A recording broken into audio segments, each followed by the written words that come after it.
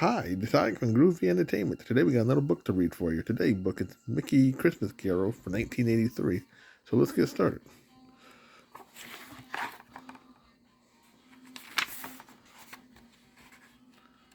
Poor Bob Crackit. Mr. Scrooge had made him work late again, even though it was Christmas Eve. But now at last he could go home. Merry Christmas, he called. Christmas, bah, shouted Scrooge. Don't forget to take my laundry.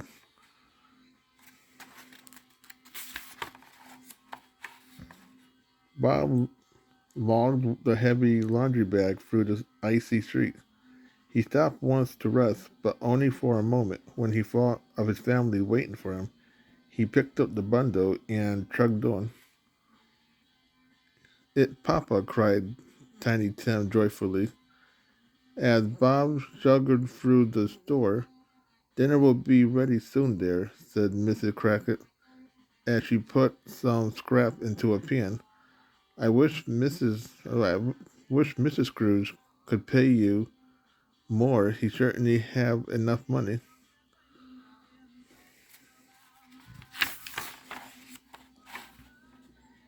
But Scrooge never thought he had enough money. Tonight, as always, he had stayed late at the office to count his gold coins.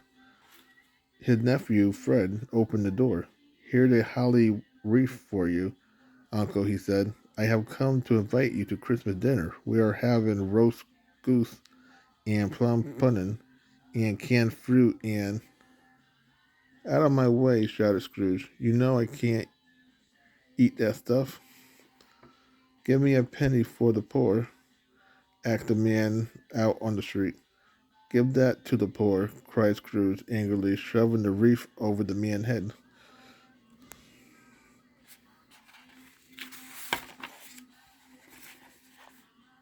All this Christmas fuss, muttered Scrooge. Bah humbug, he thought of his old dead partner, Jacob Marley. Marley never gave anything away, he said. He was my kind of man. Scrooge shivered. He couldn't wait to get inside his warm house. As soon as he was indoors, Scrooge sank into his favorite chair. He was dozing off when clink, clink, clink. Scrooge sat up with a start. The ghost of Jacob Marley was coming towards them, slowly dragging long, heavy chains. I must carry these chains through eternity, moaned Marley. Because I was selfish, your punishment will be the same, added Scrooge. No, said Scrooge, it can't be. Help me, Jacob. Tonight, said Marley, three spirits will visit you. Listen to them, or your chain will be heavier than mine.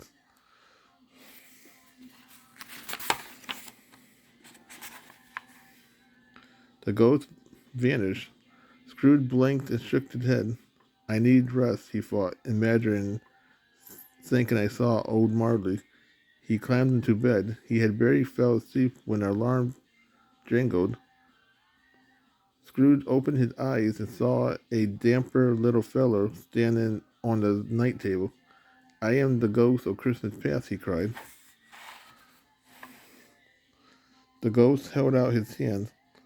Hold on, he said. I'll take you to a Christmas of long ago. Scrooge felt himself drifting toward the ceiling. Oh, ho, ho, he shouted as they sailed out the window.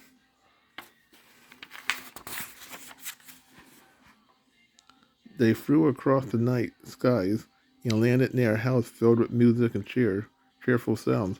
Scrooge looked in the window.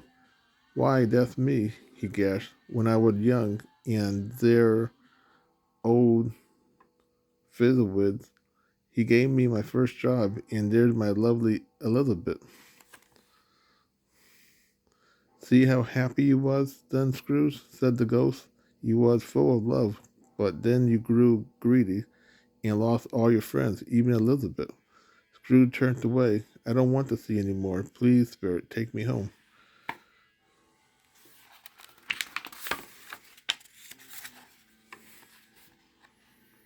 Ring, ring. It was their alarm clock again. Scrooge opened his eyes. I must have been dreaming, he said. Fee, fi, fo, fum. boomed a voice across the room. A giant was sitting in Scrooge's chair, surrounded by bows and patter of delicious-looking food. "What's all this?" demanded Scrooge. "It's the food of generosity," said the giant.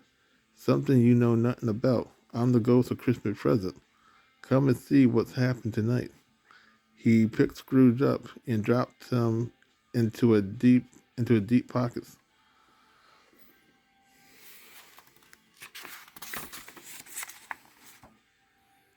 Outside, the giant set Scrooge down in front of a tiny numble-down house. Scrooge peered through a cracked window. "It's the Crassets," he said. "What a measly dinner they are having. Why aren't they eating the food in the bubbly pot?" "That's your laundry," said the giant. "They're boning in it to make sure it's extra clean." "What's wrong with the lad?" asked Scrooge. "Tiny Tim is very ill," said the giant. "He needs good food so to make him strong, and well pay his father more so he can buy his family enough to eat." The giant voice faded, and then he was gone.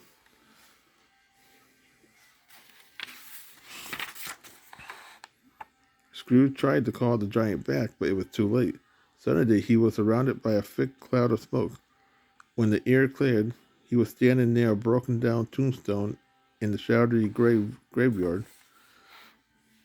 "Hello, Scrooge," said a voice behind him. "I am the ghost of Christmas Future." Scrooge turned to the ghost. "Whose lonely grave is this?" he asked. "See for yourself," said the ghost. "It belonged to a man who was very rich, but he was selfish and unkind that he had no friends." Scrooge bent to read the name on the tombstone. "Ebenezer Scrooge. Oh no, this is my grave." "That's right," laughed the giant. "No, please," begged Scrooge. "I don't want to die all alone, with no friends. I'll change my way, I promise."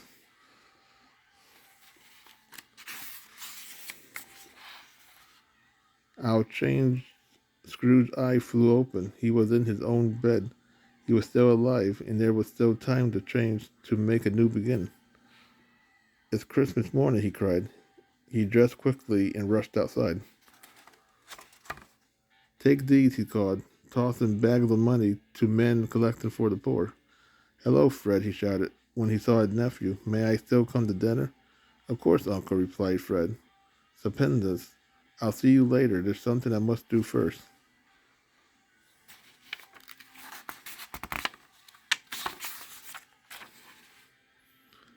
A while later, Scrooge knocked at Bob Cratchit's door. "Merry Christmas," Scrooge said happily. "I have another bundle for you." "More laundry, sir?" gasped Bob. Scrooge laughed. "Don't be silly, my boy. Look, Pa," cried Tiny Tim, opening the sack of toys. "Friends are worth more than all the gold in the world," said Scrooge. "Crackit, from now on, you and your family will have all the good food and warm clothes you need. Merry Christmas, my friend."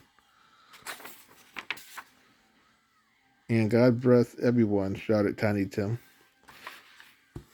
So that was Mickey Christmas Carol from 1983. So if you like, subscribe, share, and comment, and have a groovy day. We'll have another video coming out real soon.